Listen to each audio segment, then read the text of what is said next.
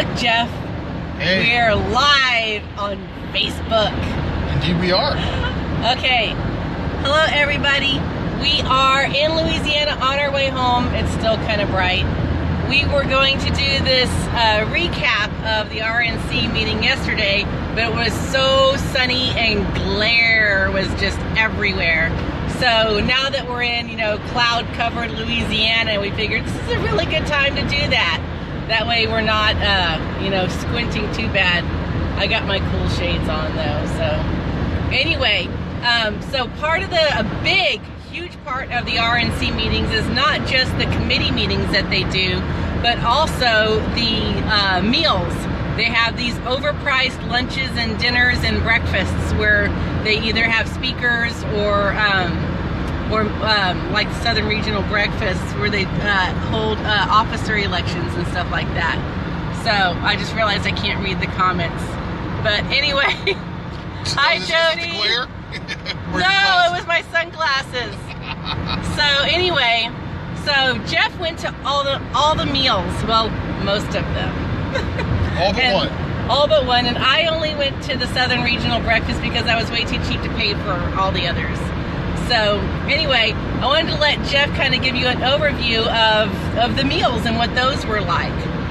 Well, Amy wasn't kidding when she said that the meals were very important. I would say most RNC members probably spend more time at the meals and get-togethers and such than they do in the meetings.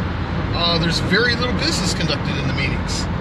And for example, in the Rules Committee at this time around, there was no business conducted. They were supposed to review Rules 1 through 11, and nobody brought any changes to Rules 1 through 11. So they just reviewed the schedule and gavelled in and gavelled out, and hi, bye, see you next time. On the other hand, nearly every member went to pretty much every meal. So let me try to describe the meal plans and the receptions and such for a typical RNC meeting. There are 4 days to the thing: Wednesday, Thursday, Friday, and Saturday. And I say 4 days even though practically nothing happens on Saturday because it's still important. On Wednesday, there may or may not be a lunch served. There wasn't this time. So you just showed up and started doing your stuff if you had anything to do, and most people did not have much to do. And there was an evening reception. Now that's also very typical. Every Wednesday evening there's a reception. It is not a sit-down dinner. I can't remember ever having a sit-down dinner on a Wednesday at an RNC meeting in like the last 6 years. What they do is they typically set up, all right, first of all, it's open bar. If there's a reception, it's open bar. They have Cokes too. Well, yeah, they have soft drinks. I mean, it's a full-service bar, but many of these receptions, as you walk into the facility, they will hand you your choice of red or white wine. And that didn't happen this time. And I've noticed a change between Reince Priebus style RNC meetings and the Ron Romney McDaniel style meetings. And we're dialing back the over-the-top opulence with McDaniels here. So no wine handed to me, no bus to some off-site facility to wow us with how cool the city is. It was just in the hotel, and they had a room reserved, a nice meeting room. And the other thing I noticed, usually they had several tables of food set out, and you just sort of wander around and nosh and nibble as you drink. And this time around, there was much less of that. The catering was dialed back. So it was just 2 hours of about 200 people milling around, drinking, talking, and nibbling on hors d'oeuvres. And they do always have waiters bringing out trays of hors d'oeuvres. They're usually pretty good stuff. I can't remember what they had at that particular reception for the food. Oh, wait a minute, let me think. I think that was the one where they had the little skewers with the meatballs wrapped in bacon and the trays full of fancy fried cheese balls and stuff like that. Just typical high-end hotel hors d'oeuvres. And there was like a dessert tray of stuff you could nibble and nosh on. So that was the first meal. That was Wednesday night. Thursday, there is always a members-only breakfast. And when they say members-only, they mean members only. No guests, no press, no staff. No proxies. No proxy. If you go to the meeting and you hold a proxy for a member, you're allowed to go into the meetings and vote if you were that member. But instead of that, they don't even let proxies in. And this leads to a lot of speculation about what these meetings are about. This is where they plan to take over the world. Nonsense. This is, forgive my language, this is their bitch session. This is where they get together and they just lay it on each other, whatever they're thinking. And it might be praise. It might be a happy meeting. Or it might be, basically, this is what sucks in the party and we've got to stop it, kind of thing. So it's basically a forum or an arena where RNC members can say to each other whatever they want to say without fear of it being quoted. Usually, there have been times where RNC members have leaked things that happened in an RNC members only breakfast. It happens. It's DC. It's politics. It's personal. Sometimes, if you're standing outside in the hall, you might hear some of the arguing that's going on inside the members-only breakfast. I will say everything I've ever heard that was leaked was of a negative nature. Yeah. So, and I don't know whether that's, biased because, I'm going to leak the juicy stuff. I'm going to leak so-and-so complaining about such and such, or if it really just is preponderantly complaints. But whatever the case may be, we always get locked out of that one. So we kind of fend for our own. We usually skip breakfast that day. The Thursday afternoon meal is always a speaker meal. I mean, that's in meetings gone past. That's when Bobby Jindal has talked. That's when Newt Gingrich has talked. They have just a plethora of different speakers. And this time around, because we're in DC and because it's the RNC. Who spoke somebody spoke at the Wednesday night thing. That was Newt Gingrich. Yes.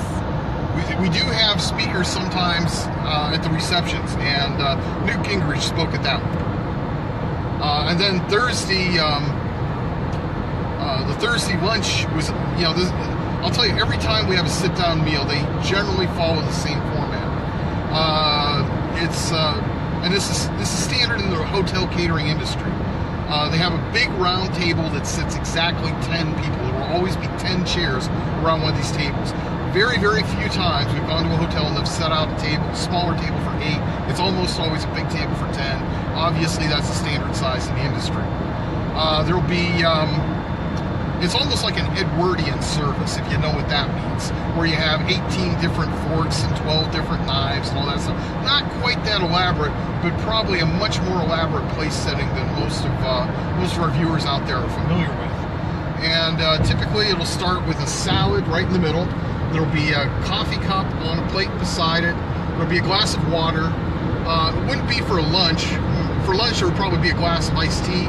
For dinner, there might be a glass of wine setting out for you on the table. It might be poured, it might not be poured, and there might be bottles for you to pour. You can pick either red or white. But they never put Coke on the table. I have to bring my Cokes from the previous meetings. Yeah, the only soft drink they ever serve is water unless you ask for it. And of course, the hotel staff will bring you just about anything. We've had people come in and beg and plead and whine for gluten-free meals, and they always have something. But you'll have, at least one spoon and 2 forks and a knife beside the salad plate. And then crossways, there'll be usually another fork and another spoon. And that's for, dessert, for your teaspoon, for your coffee and such, and all that. So anyway, you sit down and pretty much whenever you want to, you dig into the salad. It's free scramble seating, so there might be 3 or 4 reserved tables up front, and everybody sitting at those 3 or 4 tables has been invited by somebody important. It's like Ronald Romney McDaniel wants to speak with somebody, or the special guest speaker is, they seat certain people with that person, or whatever.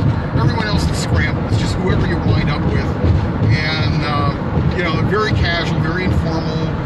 one day you might end up sitting next to someone from Wyoming. The next day you're sitting next to someone from Florida, and it just happens. So you dig into the salad, you pass the bread around. There's always bread, there's always butter at the Peabody Hotel. Hang on. Yeah. Tony. Okay, I see your comment, Tony, talking about forks as pointless, anything of substance here. Well, remember, we're actually sharing a little bit of everything in this particular video because we don't get a lot of chances to video what's going on in the meetings themselves, especially when they're closed press. So you're going to get in this particular wrap-up, you're going to get the substance and the ambiance, so you're just going to have to bear with us. And hang on there, the ambiance is important because most people don't comprehend the opulence that goes on behind this. They really do spend a lot of money. And like I said, it's dialed back a little bit from Reince Priebus, but they still spend a lot of money. This is a fancier service than most people will ever eat at, other than at a wedding dinner or something like that. So, okay, you start in with the salad, and the waiter will take your plate away. Oh, you also have a bread plate and a bread knife. So, I'm not kidding, there's like 3 or 4 knives at the table. And, and I mention that because at this last Thursday lunch, I missed that I had a separate bread knife, a bread buttering knife, and horror of horrors, I grabbed the table knife and then used that to cut my bread open and butter it. So, oh my God, I made a horrible faux pas at the table, and I'm sure maybe 1 or 2 of the other guests probably noticed that. But anyway, so the waiter will come, take your salad plate away, lay out the main course, and usually everybody eats the same thing. Sometimes there's a choice. This time around, it was a nice joint of chicken, and there was some kind of I can't even call it casserole. I can't call it stuffing. I can't call it dressing. I don't know what it was. And I think it was pretty much made of either carrots or something orange. I can't tell. With about 18 different vegetables in it. Like peas and stuff and whatnot. All kinds of herbs and flavorings and such. We're talking really silly, fancy hotel food here. Oh, and there were artichokes, and there was something like a cooked carrot that most of you would not have recognized as anything but an absolutely perfect carrot. It was really kind of strange if you're not used to that kind of thing. Okay, and so there's, like I say, every time there's a speaker at the lunch. When you sit down at the table, dessert is already on the table. It's further into the table, closer to the centerpiece than your salad. So they take the salad plate away, put the main course plate in, you eat your main course, and then whenever you want, you just dig into dessert. And you can wait for them to take the big plate away, or some people don't wait. I don't know. I don't know what the etiquette is, but some of us have been known to eat the dessert first. Yeah, a few people have, and some people don't. And while you're finishing up, they usually wait until you're mostly finished with your main dish, and the speaker comes on. Now, this one was special because it was in Washington, D.C. It's an RNC meeting, that's 2. And 3, instead of being on the outside looking in, we're the insiders now. We hold the White House. So our guest speaker was Vice President Mike Pence. And for that reason, it was special. You had to submit information to Secret Service about a week ahead of the meeting. So I did that. I had no idea Pence was going to be a speaker. I just signed up for this meeting, checked the boxes of all the lunches and dinners I was going to go to, and they charged my credit card for all this. By the way, I have never donated a penny to the RNC, yet I'm on their list as a major donor because I go to these dinners and luncheons and things and schmooze with RNC members and guests and just anyone who's in the room. And because I pay for it, they charge us. I can't get in any other way. They charge us for the meals. They consider the payment for the meals to be a donation to the RNC. So that's how I get on their major donor list. I go 3 or 4 times a year, and I eat the food, and that qualifies me as a major donor, I guess. I don't know. It's kind of strange to me. And Thursday was the major security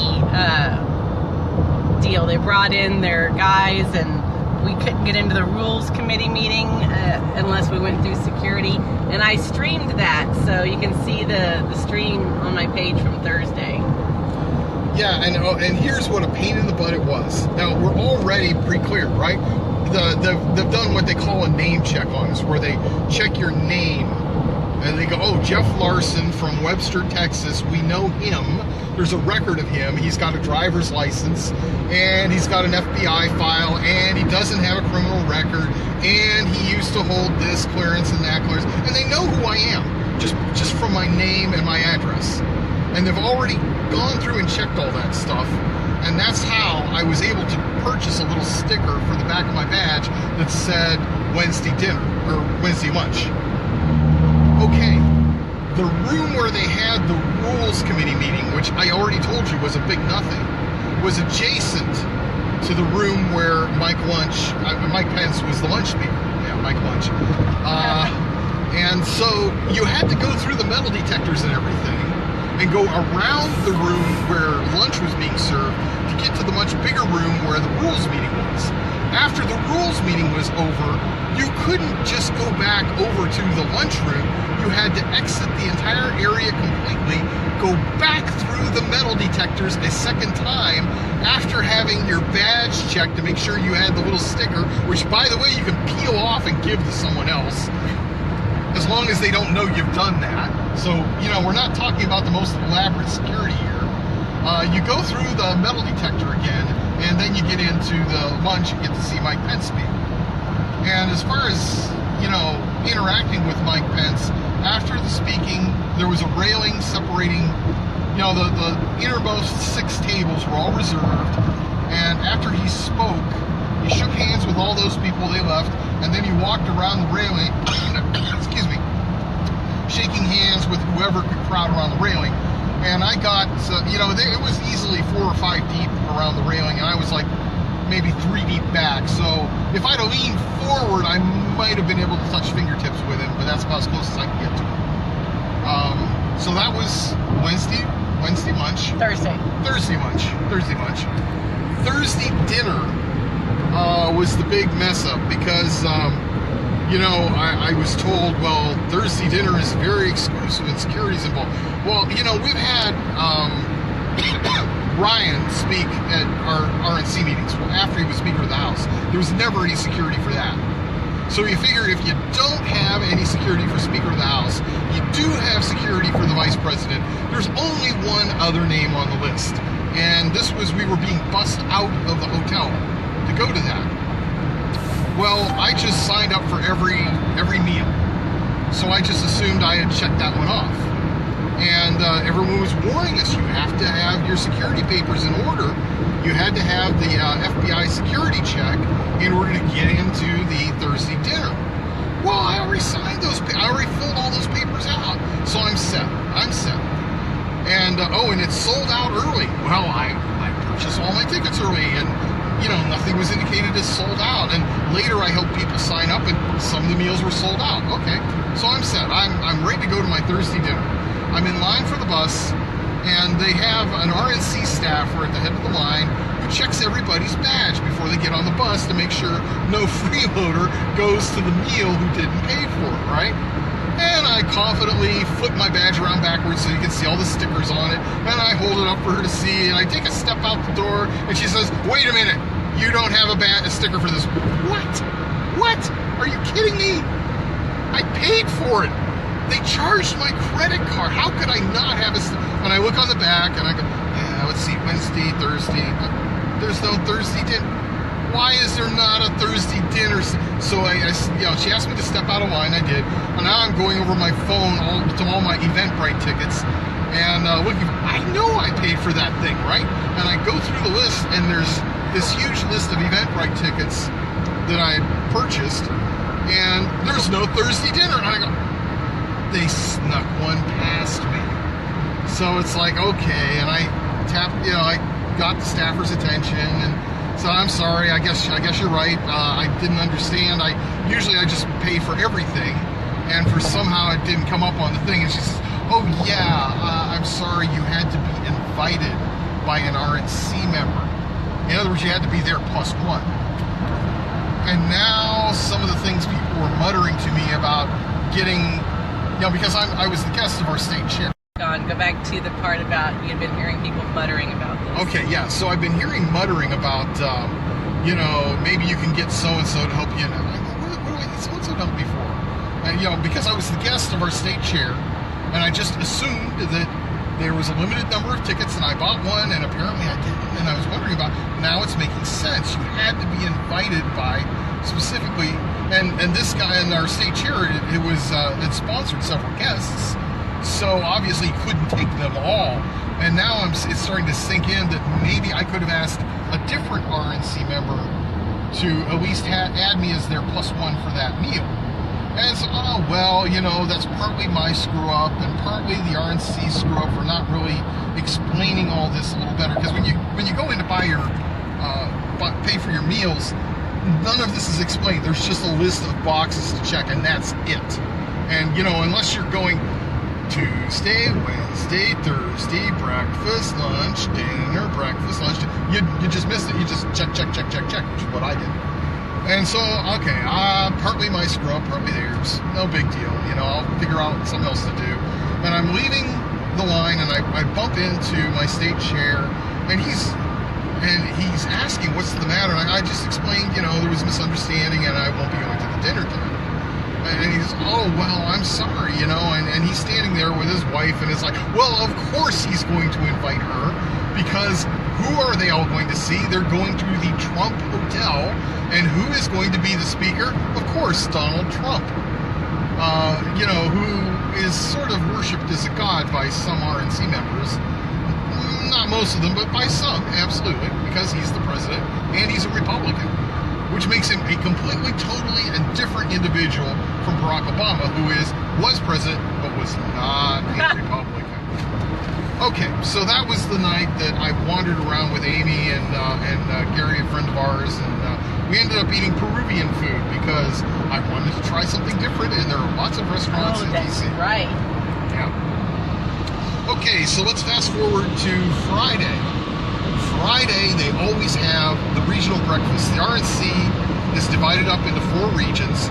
We're in the South region because we're Texas, and so we go to the Southern breakfast every time, and that is actually a sort of a working breakfast. It's kind of fun sometimes because the highlight of it is they go down through the list, and every state chair gives a quick report on what's going on in his state. And some of those guys are, they've got a good sense of humor, and they tell lots of funny stories, and it's entertaining. There's also other business conducted there. Each one of these regions has a chairman, a director, that reports to Ron McDaniel. And that's how the RNC is organized. It's by region and then by state. And so our previous Southern region chair had resigned, was leaving his post, and so they had to elect a successor. And this is kind of an insight into the politics of the RNC. Now you would think there'd be a scramble for that, right? It's a plump position.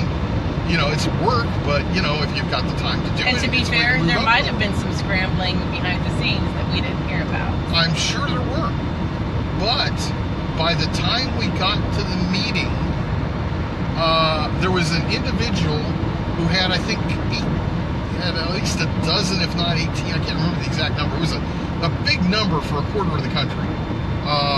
Something like 12 or so co-sponsors who would agree to nominate him. Yeah, and this is all pretty basic political stuff. Now remember that the Southern Regional Breakfast, all the regional breakfasts are closed press meetings.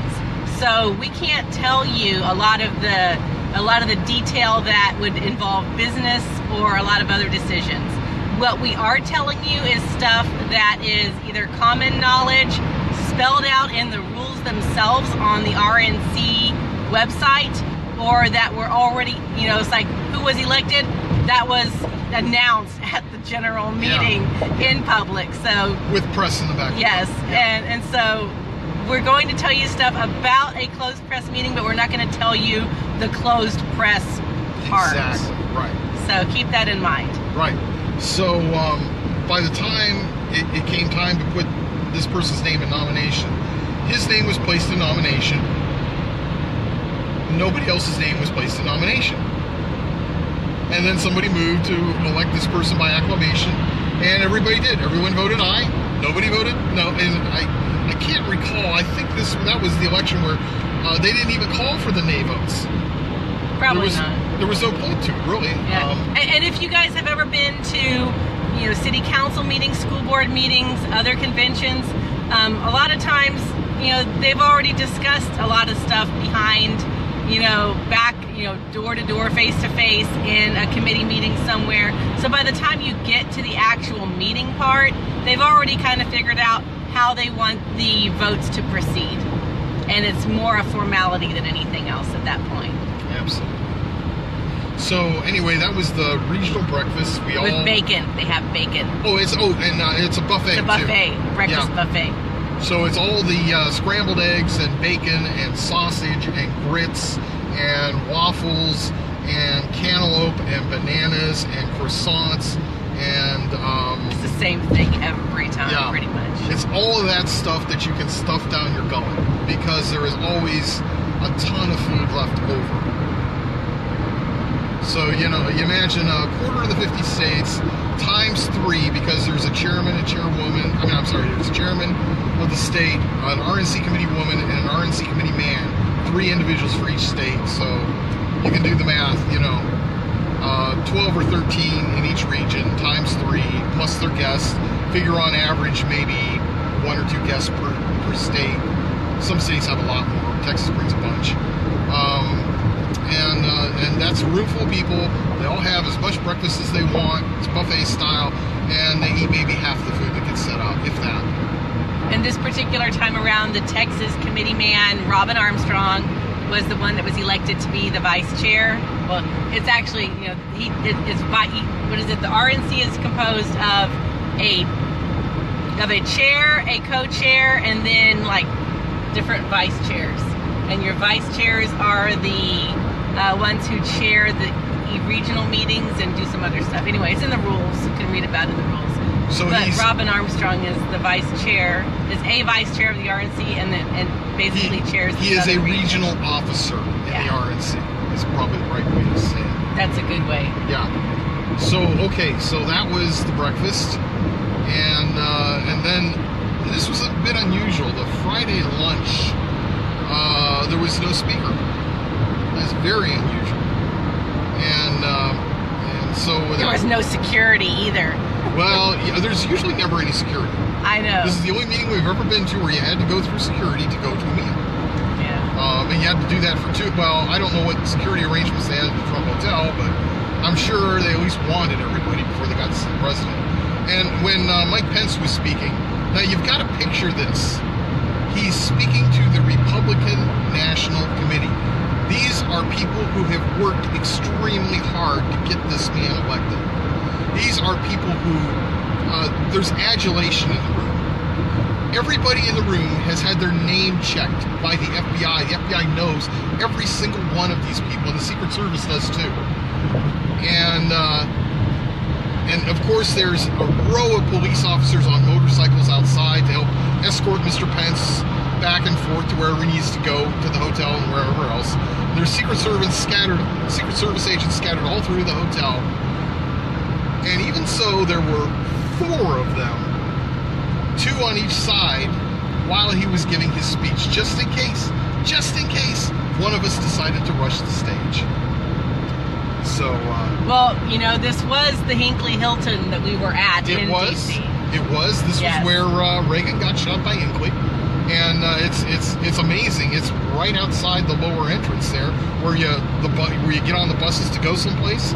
And there's a little plaque on the wall. Reagan was shot here. And you look over, and there's that little garage type structure where he exited the hotel and he walked through this little garage. And he was about to get into the presidential limo, and Mr. Hinckley let him have it. And Jodie Foster was never the same since. Anyway, that was it was very unusual. The Friday lunch, no guest speaker, and it was the same kind of sit-down thing. And they had a Friday reception. Now, this is very common. They almost always have dancing and they usually have a sit-down dinner, but for this time they did not. It was just noshing and drinking in another open bar, and they had live music, and it was pretty good, and people danced. And remember that live band in, where was it? Was it South Carolina? South Carolina at the Tobacco Factory. Oh my gosh! And the chorus for this band, they had this RNC rap song that they sang, and it was Liberty, Freedom, GOP, God bless the RNC. Yes, that was the exact words. Oh my gosh. It was kind of weird and creepy, but it's apparently still stuck in our heads. So. I've been to many of these music meetings when Reince Priebus was chair, and the staff always tried to get Reince to dance with them. And he was, even though this was closed press, he was always reluctant to, for fear that there were going to be incriminating photographs. And yeah. I guess I can't blame the guy. Yeah. But you will see people who you would not ever think would dancing at these things. And beyond that, I really can't tell you, because, you know, it's closed press, and if you talked about it, people wouldn't dance anymore. It wouldn't be as fun. What happens in D.C. stays in D.C. And what happens in Chicago stays in Chicago. And what happens in Boston, well, yeah. But anyway, so that's basically the overview of how all these different meals work. Oh wait, there's one more. Oh yes, that's right. Sorry. Yes, the Saturday going away meeting. Now, we've only had a speaker for that once, and every other time it's just a bunch of people shuffling into the room, and what passes for casual attire. Casual attire is usually sport jacket and button shirt and no tie. That's casual. And they all get together and have a very casual breakfast, and it's the exact same setup as for the regional breakfast, and half the food goes uneaten, and everybody says, hey, you know, this was a great meeting, I enjoyed seeing you again, and we'll have to get together again in blankety blank city where we're meeting again next, and have a safe flight back home. Yeah. Now sometimes, especially as we get closer to the presidential nomination process, and things are getting a little bit more contentious, by the time you get around to the Saturday morning breakfast, that's where, you know, all the things have been hashed out for the week, and so people are a little bit more open to discuss, you know, what was going on, and you can get a little bit more inside information at your Saturday breakfast, and you'll get more context about how the decisions were made and stuff like that. Yeah, and I mean, that's why I bring the Saturday breakfast up. You might ask me, Jeff, why on earth do you pay to go to that thing? And the answer is, I have had some of my most productive conversations at RNC meetings at the Saturday going away breakfast that only half the members attend. I've hooked up people who've written books together because I introduced two of them at the Saturday breakfast. It's very casual, and it's just the ultimate opportunity to just sort of let your hair down and say what you really think, without being in a members-only breakfast. Yeah. And someone had asked me earlier, what is the role of the RNC and the state parties? So I figured this would be a good place to throw that information in also. Okay. The purpose of the RNC is the purpose of any political party is to win elections, and specifically, they chase after national elections. They get the president elected. They throw on the nominating convention that you see on TV every 4 years. Coronation. And it is a coronation more anymore, and that's a whole nother video that we ought to shoot sometime about the coronation aspect of the conventions. But the big purpose is to get national Republicans elected. So it's primarily the president, but they also have huge PACs. There's a Senate PAC, and there's a House of Representatives congressional PAC, and there's just buckets and buckets and buckets and buckets of money going between the three of them. And it's very complicated accounting, because some money you can use for some purposes, and you cannot, by federal law, use it for other purposes. And so they prioritize the dollars that are the most free. It can be used for anything. And then they back up from that, well, what's the next most free dollar, and the next most free dollar? And they play some pretty fancy accounting games to basically shovel money to Republicans who are running for either the presidency or for Congress in some capacity. That's what the RNC does. Now you go, well, what does that have to do with my state party? Well, it's simple and it's complicated. Remember, the membership of the RNC comes from your state party. It is your state party chairman is one member, and an elected RNC committee woman and an RNC committee man. Maybe I shouldn't say elected, because some states appoint them. In some states, the chairman appoints them. In some states, the governor appoints them. And this is something else that's kind of important to keep in mind, is that the RNC is composed of all these different states, and the territories. And the territories. And so each state has their own way of doing things. And the RNC has to work with all these different states and territories, helping each state get their Republican people elected. But the RNC itself doesn't have ballot access. They have to get ballot access through each state organization. So if they wanted Donald Trump to make sure he was on the ballot, they make sure that all of the state parties have what they need to get their candidates on the ballot. And in addition, they provide services to the state party. They provide advice. They provide field representatives. And there's a lot of cross-pollination. Because, we know where we're going, right? So there's a lot of cross-pollination. And an example of that was at the big dance party we had Friday night. By the way, which was on the roof of a building overlooking the Capitol.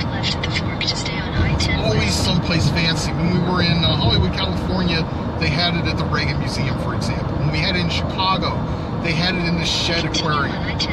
So this was relatively pedestrian. They had it on the roof of a building about 4 blocks away from the Capitol, overlooking the building. And it was freezing cold, and they had like a sort of a tent erected on top of the building with heaters in it, so that you wouldn't be freezing while you were drinking and dancing. It was cold in DC. It was down at 16 degrees one day. But anyway, getting back to what the parties, state and national parties do. Near the end of the meeting, my state chair, he got there a little late because he had other things to do that day and other meetings to go to. So he got to this dance party a little late, which was okay because it's just mostly for entertainment and schmoozing. And what does he do? He immediately goes to work. He immediately starts talking to the national outreach staffers who were there. And effectively, what he's doing is cementing ties between the national, for example, the National Hispanic Outreach Coordinator and the Texas Hispanic Outreach Coordinator. Because I guarantee you those two individuals have a lot of things to learn from each other.